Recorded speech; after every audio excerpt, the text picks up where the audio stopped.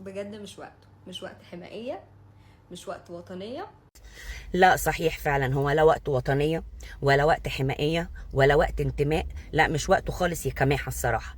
الوزوزيل طلع اتعلق على فيديو لواحد مصري بيرد على صحفي فلسطيني بيغلط في مصر والمصريين ورئيس مصر، وبتقول له ان ده مش وقته خالص، الناس دي فيها اللي مكفيها، حتى لو شتمونا كلنا، حتى لو غلطوا في رئيسنا، حتى لو شتموا بلدنا. لا والله يا شيخة، وهو اللي فيه اللي مكفيه بيطلع يشتم مصر بس دونا عن سائر الخلق؟ بيشتم مصر بس؟ هو ده اللي فيهم اللي مكفيهم؟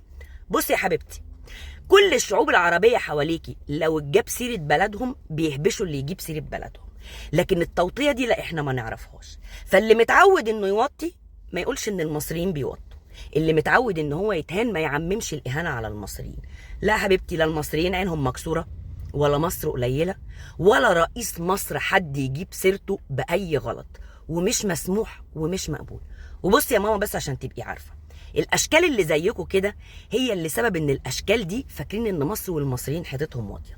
لا احنا حيطتنا واطيه ولا لساننا مقطوع ما نعرفش نرد، لا احنا هنرد وفي اي وقت هنرد، واللي فيه اللي مكفيه يحط لسانه في بقه وما يتكلمش وما يغلطش في البلد الوحيده اللي واقفه معاهم لحد دلوقتي، وهي اللي عامله اللي عليها وزياده كمان، وشعبها عامل اللي عليه وزياده كمان، ورئيسها عامل اللي عليه وزياده كمان.